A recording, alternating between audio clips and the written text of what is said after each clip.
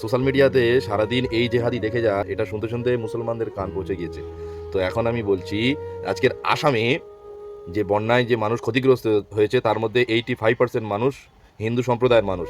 তো আমি তাদেরকেই বলছি, যারা সবসময় হিংসা ছড়ায়, বলছি আয় জেহাদিদের ক্ষমতা দেখে যা, জেহাদি ভাইটা কি করছে দেখ, কত রকম ভাবে জেহাদি ভাইগুলো এসে তাদের পাশে হেল্প করছে।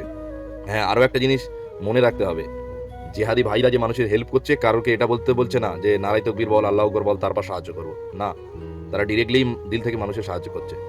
এখানে অন্য অন্য ধর্মের মানুষরাও আছে, তারাও সাহায্য করছে, এগিয়ে যাচ্ছে।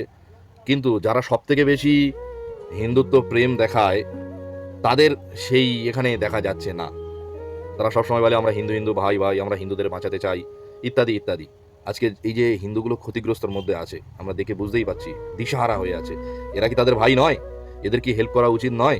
মানুষ মানুষের জন্য, এখানে ধর্মতা ব্যাপার নয়। যারা সবসময়ের জন্য যে কোনো ধর্মের, যারা অতিরিক্ত ধর্মের গোঁড়ামি করে, তাদেরকেই সমাজসেবী কাজে দেখা যায় না। তারা শুধু ধর্ম নিয়ে চিৎকার করে তাদের নিজস্ব ফায়দা তোলার জন্য। না তাদের দ্বারা তাদের নিজস্ব ধর্মের সম্মান হয়, না সমাজের কোনো কল্যাণ হয়। ভাই, মানুষ যদি হয় হোসেন মনসুরির দেখে শেখো, আর জিহাদি জিহাদি করে আর চিৎকার করো না।